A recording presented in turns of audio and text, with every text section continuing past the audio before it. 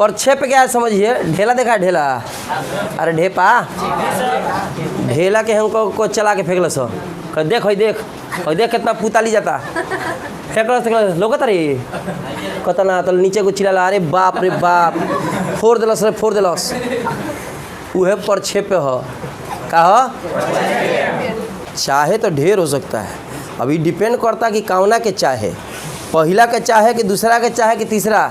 परिभाषा के बाद बतिया बतानी गदगदाए लगल गदगदा रहेंगे बोका कहीं का बतिया तनी परिभाषा है कहत रह हाँ बरबा ठीक कहत रह अब बुद्धि खुलता।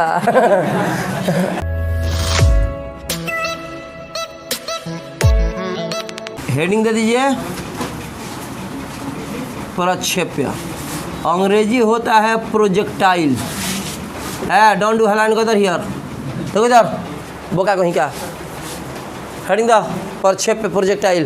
प्रक्षेप क्या है समझिए। ढेला देखा है ढेला, अरे ढेपा ढेला के हमको को चला के फेंकल सो देख हो देख और देख कितना पुताली जाता फेंकल लोग रे कतना तो नीचे को चिल्ला अरे बाप रे बाप फोड़ दिलस रे फोड़ दिलस उहे प्रक्षेप हो का हो।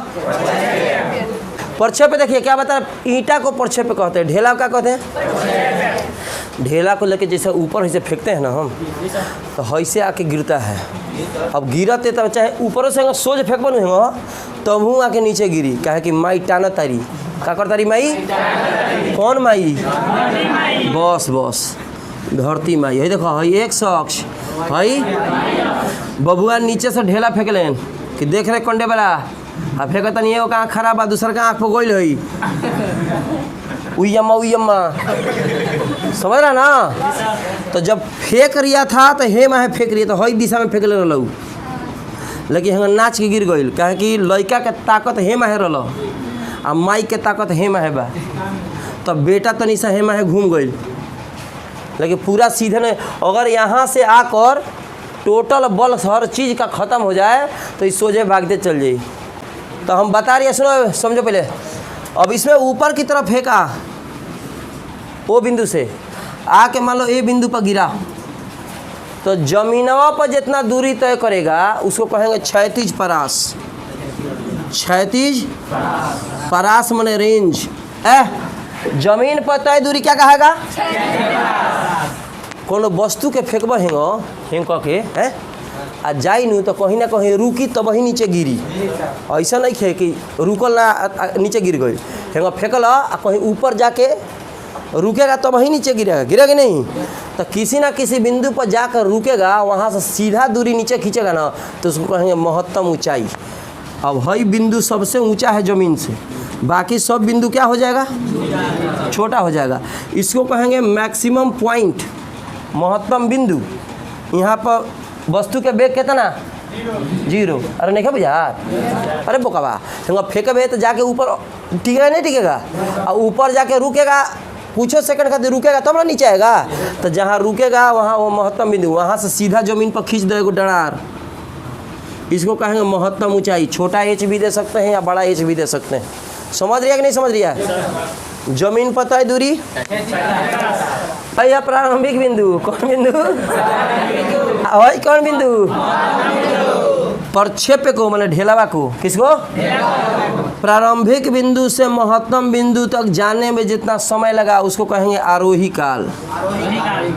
आरोही काल माने समय काल माने सुन ले होगा कोई आदमी कहेला ज़्यादा बोलबे तो काल नहीं आ जाई माने अब जइबे आ पूरी जगइबे बोला एम माने महामुकाबला मैक्सिमम मैक्सिमम पॉइंट समझ रहे हैं। एम माने ध्यान दीजिए एम माने मैक्सिमम ना तो कह दियो मुठ हो गई लो। आरोही काल क्या है है अंतिम बिंदु क्या है अंतिम कौन है महत्तम बिंदु है कौन है। तो महत्तम बिंदु से प्रक्षेप्य को अंतिम बिंदु तक जाने में जितना टाइम लगा अवरोही काल। तो आरोही काल जितना है उतना ही ना अवरोही काल है। तो ढीक बराबर चीक समझ रहा है। माने आरोही काल अवरोही काल के क्या है बराबर है। माने ये इसके बराबर है। कोई दिक्कत? अब एक और होता है उड़ान काल। क्या होता है? तो हियावा से उड़ता आ जाके कहाँ बैठता? मान लो चिड़ै हियाँ से उड़ल, चिड़ै मैंने चिड़िया, चिड़िया मैंने बर्ड, ठीक बा, हियाँ से उड़ल आ चिक चिक चिक करते करते हियाँ के बैठ गई।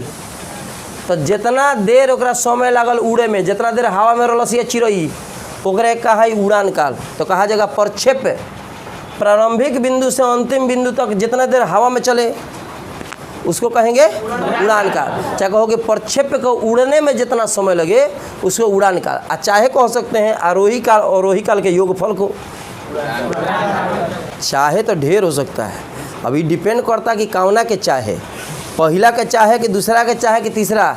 परिभाषा के बाद बतिया बतानी गदगदाए लगल, गदगदा रहेंगे बोका कहीं का बतिया तनी परिभाषा है। कहत रह हाँ बरबा ठीक कहत रह, अब बुद्धि खुलता। हेकर हो गल 2 गो बेटा, को बेटा? उसमें अभी चित्र में देखिए ना, उसमें यहाँ ए लिखा है तो ओकर बेटा एगो AX, तो यहाँ हो जाई क्षैतिज घटक, आ एगो होगा UY उदग्र घटक। समझ रहे कि नहीं? अब घटकों के बारे में हम पहले से हला मत करो, घटकों के बारे में समझा चुके हैं। मैंने वही पार्ट के बारे में, इसको पार्ट बांटा गया है, वियोजन के बारे में समझा चुके हैं। यहाँ पे क्षैतिज है, क्या है? उदग्र। उदग्र का मतलब होता है खड़ा, इसमें लंब है, लंब में साइन लिया जाता है। साइन थीटा बराबर होता है लंब बटा कर्ण, लंब बटा तो कर्ण कुंती को तेल बेचे, कर्ण से मतलब ये नहीं है, ठीक है। और फिर हो गया cos थीटा का आधार बटा फिर कर्ण कुंती को तेल बेचे, तो साइन में आ गया लंब, हो गया लंब, और कॉस में हो गया हो गया आधार। बुझाता कि ना? टेंशन थोड़े है। चलिए सुनिए, थोड़ा सा बताते हैं, फिर से समझ लीजिए। एक बार और बता, इस पूरा समझे हैं, फिर एक बार बताते हैं, समझ लीजिए बढ़िया से। हमने कहा कि प्रक्षेप क्या है, तो प्रक्षेप एक पिंड है जिसको किसी कोण पर, कोई ना कोई कोण तो बनेगा, जिसको अंतरिक्ष में धरातल से ऊपर की तरफ क्या करते हैं?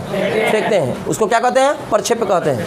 प्रक्षेप जमीन पर जितना दूरी तय करेगा उसको क्या कहेंगे? इसको R से सूचित करते हैं।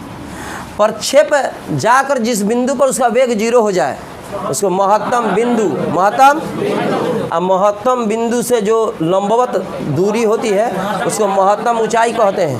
महत्तम बिंदु पर वेग कितना? प्रारंभिक बिंदु से महत्तम बिंदु तक जाने में जितना समय लगता है आरोही काल। केकरा बुझाता? पूरा बजाता नहीं? अच्छा, महत्तम बिंदु से अंतिम बिंदु जाने में जितना समय लगेगा, आप प्रारंभिक बिंदु से अंतिम बिंदु जाने में जितना समय लगेगा उड़ान काल, उड़ने में समय लगा। अगर उड़ान काल की कभी परिभाषा दिमाग से निकल जाए तो सीधा कहिएगा आरोही काल अवरोही काल के योगफल को उड़ान काल कहते हैं। जितना आरोही काल है उतना ही अवरोही काल है, ठीक है। ये देखिए, ये प्रक्षेप्य कोण है, ठीक है। इसको प्रक्षेप्य कोण कहा जाता है। जिस रास्ते से चलता है उसको कहते हैं प्रक्षेप्य पथ, जिस चाल से चलता है उसको कहते हैं प्रक्षेप्य की चाल, चाहे प्रक्षेप्य चाल। समझ रहे हैं कि समझ रहे हैं? पूरा कौन समझा? इसमें कोई दिक्कत?